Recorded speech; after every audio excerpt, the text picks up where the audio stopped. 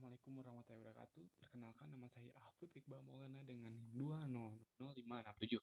Saya merupakan mahasiswa dari Program Studi Arsitektur Universitas Pendidikan Indonesia. Nah, pada kesempatan kali ini, saya akan mempresentasikan mengenai tugas dari mata kuliah Teknik Komunikasi Arsitektur, yaitu tugas post reception, yaitu analisis mengenai poster. Nah, poster yang akan dianalisis merupakan poster dalam kompetisi Evolo. Nah, untuk poster yang akan saya analisis merupakan poster dengan judul The Reincarnation, Buddhist Skyscraper. Nah, poster ini itu mendapat penghargaan Honorable Mention pada tahun 2018 Skyscraper Competition. Poster rancangan ini dirancang oleh Qilong Wu Hongfang Duan dan Chen Huibao dari Cina. Nah, pada bagian ini merupakan halaman pertama dari posternya, dan selanjutnya ini merupakan bagian dari halaman kedua poster yang dirancang tersebut. Dan nantinya akan saya analisis. Nah, kita lanjut ke bagian analisis. Untuk analisis pertama ini, saya menganalisis mengenai makro terlebih dahulu, jadi secara keseluruhan. Saya analisis yang pertama itu dari kontennya terlebih dahulu, dari seperti sisi kontras, alignment, lalu bagaimana sih size, text price, dan lain sebagainya. Nah, untuk yang pertama-tama, saya akan analisis mengenai kekontrasan yang disajikan pada gambar poster ini. Nah, bisa kita lihat terdapat suatu gambar yang kontras. Nah, gambar yang kontras ini memberikan suatu gambaran mengenai perspektif suasana bagaimana sih suasana ruang luar dari bangunan yang akan dirancang, dan juga di sebelah bawahnya ini merupakan bagaimana sih suasana dalam atau suasana interior dari bangunannya itu.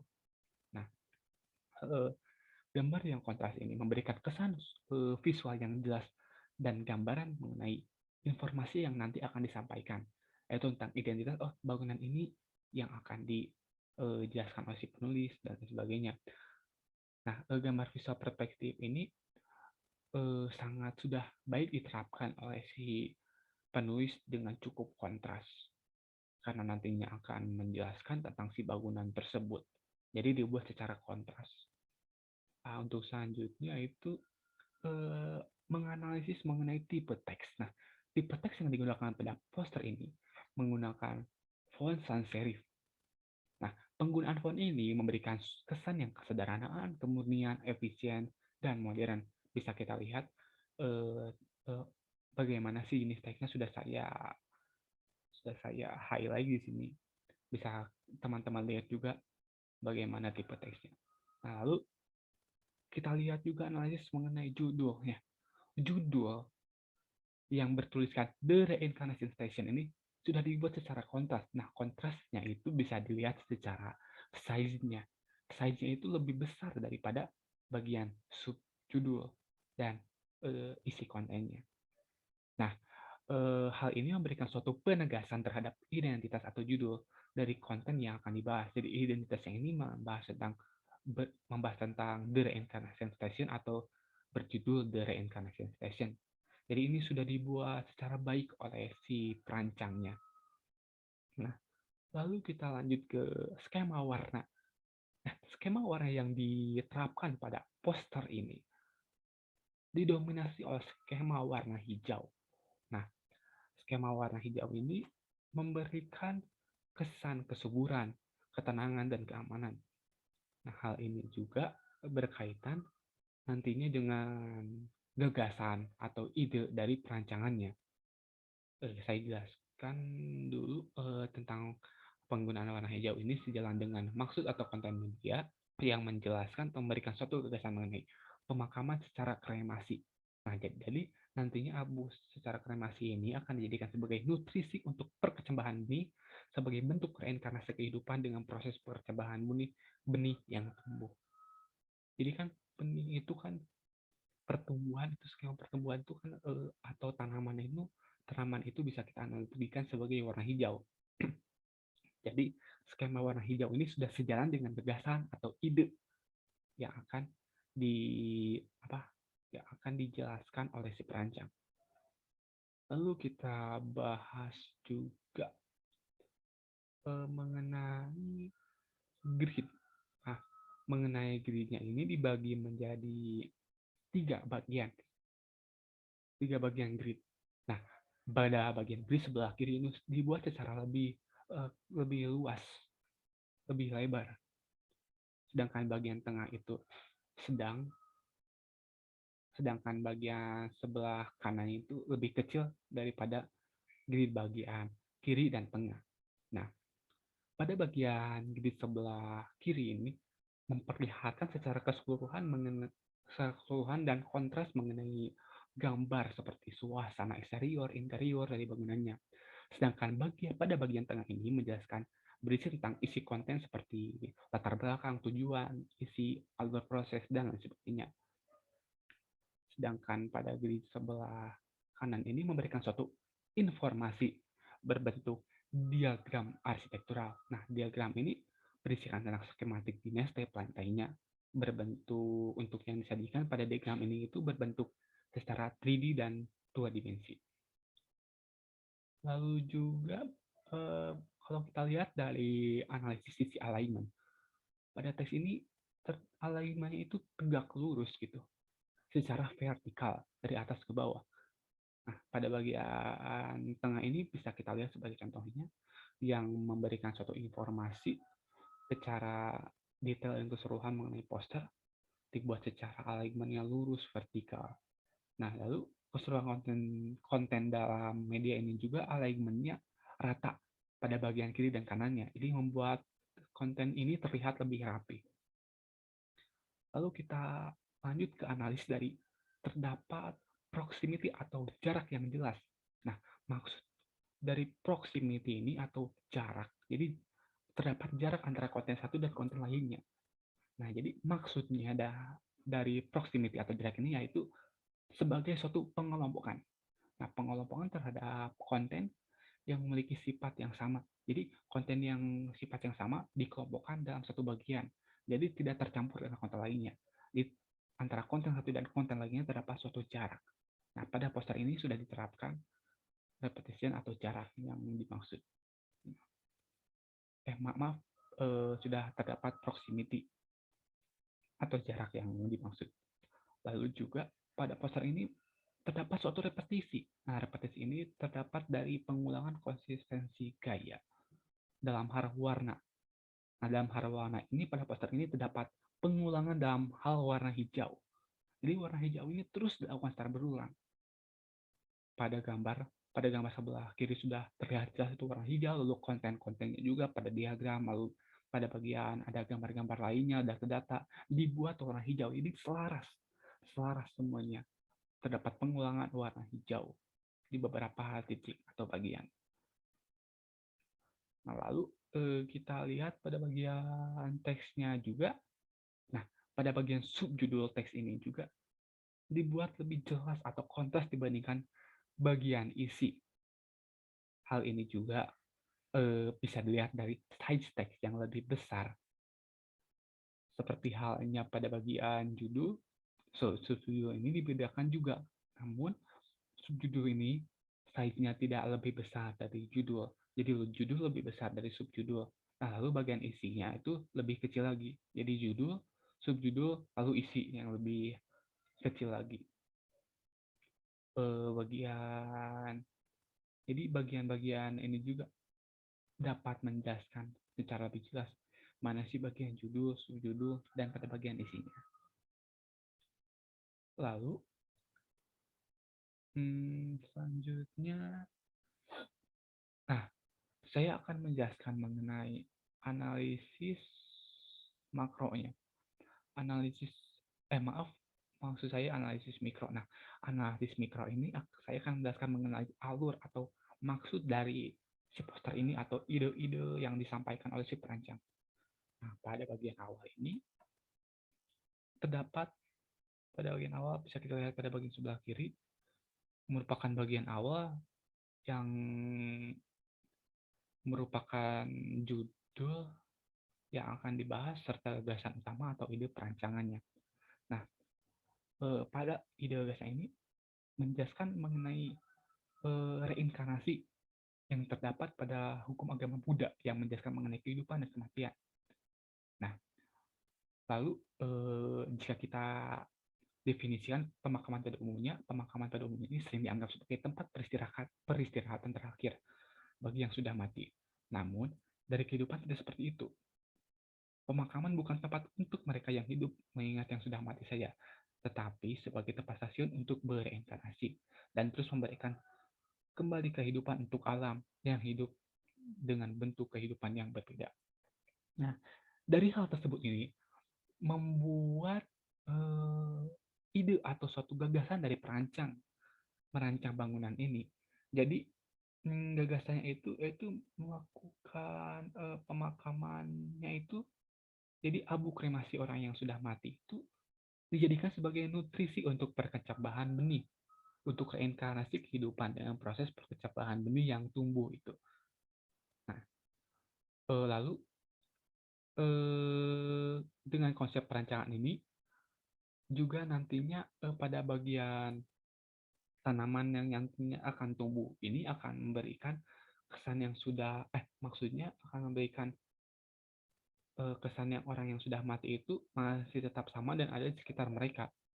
Jadi orang yang sudah kehilangan anggota keluarganya itu tidak merasa kehilangan karena adanya tanaman-tanaman itu dari hasil nutrisi abu kremasi dari orang-orang yang mereka sayangi atau yang tinggal. Nah, desain arsitektur bangunan ini juga dibuat secara vertikal. Nah, dibuat vertikal ini juga nanti berkaitan dengan lokasi dan juga konsepnya juga si perancang yang menjadikan bahwa arsitektur itu bisa menjadi jembatan antara hidup dan mati. Jadi lewat vertikal seperti antara hidup dan mati. Untuk selanjutnya, bagian yang awal ini, bagian ini menjelaskan mengenai, bisa kita lihat dan sebagian sebelah sini menjelaskan mengenai sebab mengapa membuat pemakaman secara vertikal.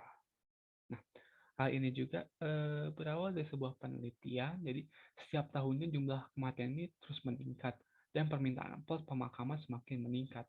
Tetapi pembangunan pemakaman ini mendapat suatu kendala dari terbatasnya area. Nah, jadi kekurangan plot pemakaman ini menjadikan ide suatu rancangan pemakaman yang berbentuk vertikal.